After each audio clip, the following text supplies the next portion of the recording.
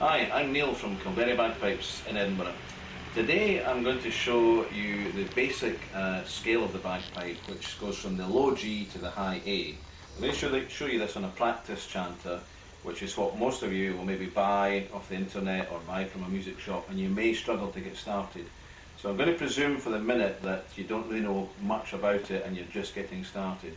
The first thing you have to do is cover all the holes, because that's the first note you're going to play on the practice chanter. That note is called the low G. So you cover with your right hand, if you're right-handed, the bottom 4 holes, which is 1, 2, 3, 4.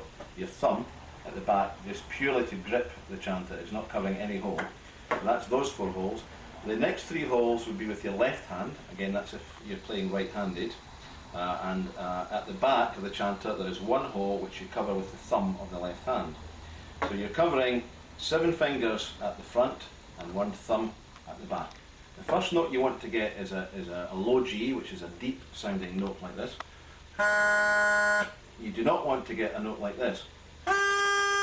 That's the note most people will get when they first begin. You'll end up slightly missing a hole, and if you're doing that, then you will not get the sound of the low G, you will get a false sound. So when you first start, make sure and work hard to cover all the holes and you'll get low G. The next thing you're going to do is move to low A, which involves lifting the pinky. Simple movement, low G to low A is that. To B is another finger up, that's the B finger up. C, you put the pinky down and keep the 2 middle fingers up, and then D. So once again, from low G you get A, B, C and D. And I'll play that for you. Once again. And that's the bottom hand of the scale. The top hand, when you play anything on the top hand, the bottom hand will be in the A position, so the pinky is always raised. You never play the 2 hands at the same time. When you play the top hand, the bottom hand is always like this. The top hand notes are E, which is this, your E finger up in the air, F, high G, and at this point you're just holding on with the thumb at the back, and high A, you don't take your complete hand off, you do take the thumb off, but you put your E finger back on. So again, that's E, F, high G, high A. Thumb comes off and the E finger goes back on. Again, I'll play that for you.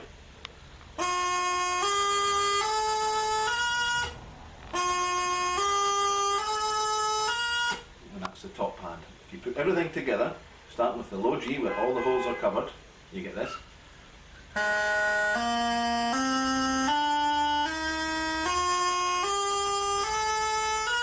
Once again.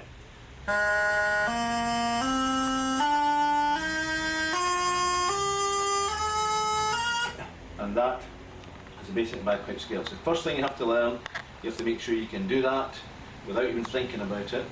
A couple of tips: don't play with the fingertips, spread the fingers over the chanter.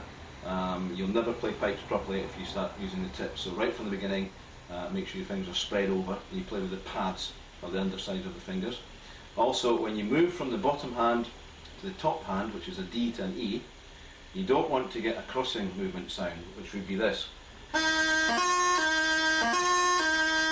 You don't want that, because that's giving you the low A in between. What you do want is this.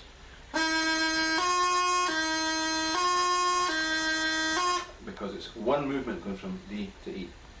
So play once again the scale all the way up from low G to high A.